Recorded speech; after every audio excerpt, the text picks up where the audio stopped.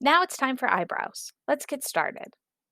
Going to zoom in, and the trick for eyebrows is less is more and not smooth shapes. So I'm just going to go in and make a little zigzaggy shape.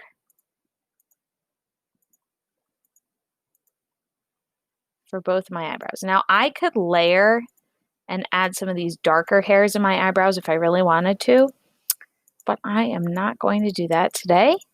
I'm going to keep it a little bit simpler as I've already put a lot of detail into this.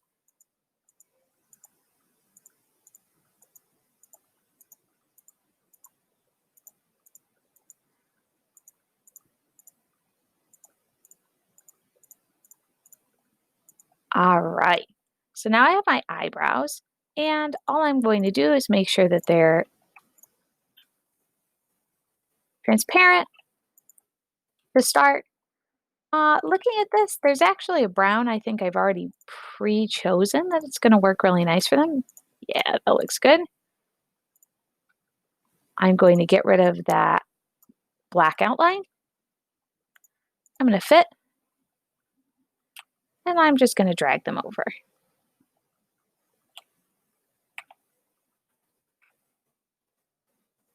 I'm going to make sure that that other hair comes right in the front. And you know what? That eyebrow, I might even make a scooch darker just by going into custom and popping it down a little bit. Just a little darker, just a little subtle shift. Now, the last thing I'm going to do is just tighten up my nose with some nostrils and a little bit of my chin to have it be more defined, and then I'm going to call it good. So in order to do that, I'm going to zoom in on my nose and chin. I'm just going to get a little outline. Now, the big thing you don't want to do is make a big, heavy outline around the whole nose, or you'll get what I call a Muppet nose, because Muppets have those like shapes for noses. Oh, that's a little too simplified. I want that to a little bit more detail. I think a little shadow up here would really help. And the nostril here. I also might want to add a crease for my mouth that's a little bit more detailed. And again, the more detailed you get, the more you have to zoom in or it will close out. So let me just quick. Now this stage of your project should really be for things like earrings or tiny details in your shirt, or if you want to start adding a fun decorative background, you can. Remember, your background is part of it, and so you want to really be thinking about that. All right, now that I have my lips, to just go through, and just on one side of my chin, because it kind of blends into my neck, I'm just going to add an itty bitty little strap. All right, I'm going to fit it. I'm going to select all of these. I'm going to choose the darkest brown I have. I'm going to choose, yeah, that really dark brown. I'm going to get rid of that outline again.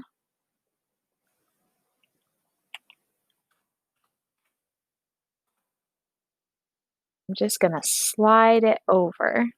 And that just adds a little pop to make sure that everything is standing out like it should. I could even, as I'm looking at this, I think I'm going to actually pop this shadow to be a little bit lighter. It's just a little too dark for the face. Yeah. So this is your chance to go through and tweak. For example, I see that my necklace somehow is in front of my face. That won't do. I got to drop that down. It looks like here my shirt kind of came a little in front of my highlights. So what I might want to do is send that backwards a couple times. And if that doesn't work, you know what I can do? I can just put the side of my face back in. So I'm going to go in.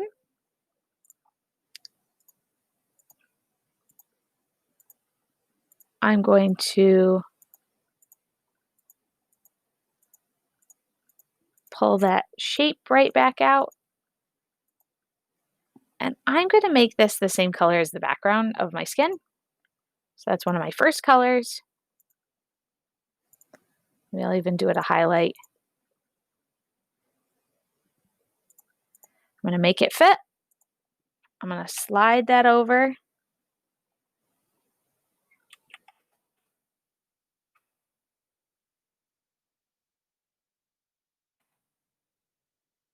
It looks like maybe making that the same color as the rest of the skin would be a good idea. Stands out just a little too much. And you'll see that there's still some patchiness here. Let's bring the hair to the front. Let's zoom in a little bit. And then let's double click that shape I made. And we'll just pull it up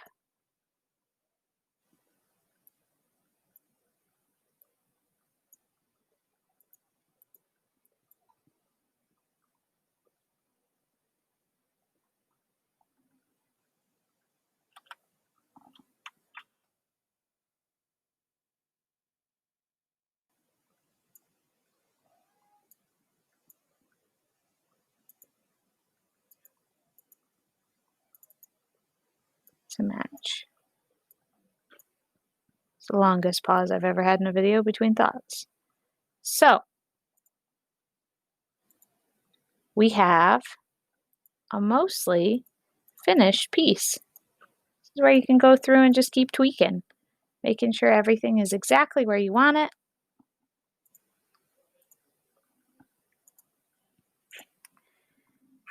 And there we have it, a finished portrait.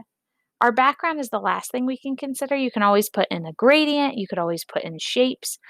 What I like to do is if I already see that there's a strong pattern in the background, I try to make that work in my background. So I'm actually going to slide this background over. I'm going to then take the line tool again, and I like these stripes that are appearing. So maybe what I'm going to do is just go through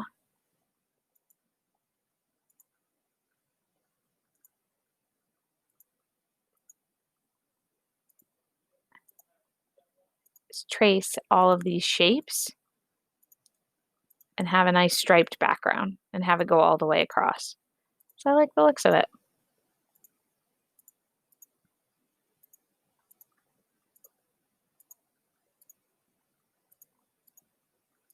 Now you could put in all sorts of different shapes. You could just copy and paste a silhouette that you really like. Big thing is, in the past we've used .pngs, which is okay if you have just one thing you want to add. But as we started doing more and more and more with them, they wouldn't print. So what I want you to do is make sure that you draw all of your shapes, don't just add them. I think I chose a color similar to that before.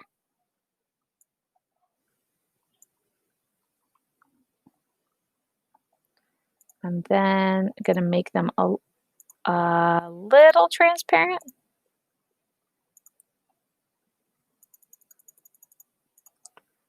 So they're soft.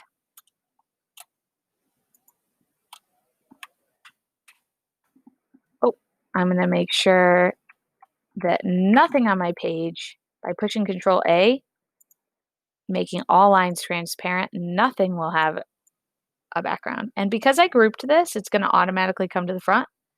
But if I just click Arrange Order, Send to Back, it's now my background again. And that looks pretty cool.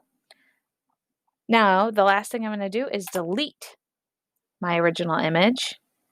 I'm going to grab my final portrait. I'm going to slide it over onto my workspace. And you'll notice that there are some little errors with our whole image where maybe it doesn't line up quite right or we have these little jagged edges. That's really easy to fix. So we're just going to slide this over again. The last thing we're going to do is just add a frame. So click Shapes and then it's the frame shape. Press and drag, and this shape you want to go right into the corners. Then you're going to slide it out, and you want your frame to be as thin as possible. And the color that I'm going to choose is just black. This way, when it prints, it's going to print without having any of the little extra pieces kind of coming off on the side. And if you're a little worried about it hitting the sides or not quite going to where it needs to go, feel free to adjust it, and you can always preview it. And there you have it, a finished portrait. Congratulations, and enjoy making it.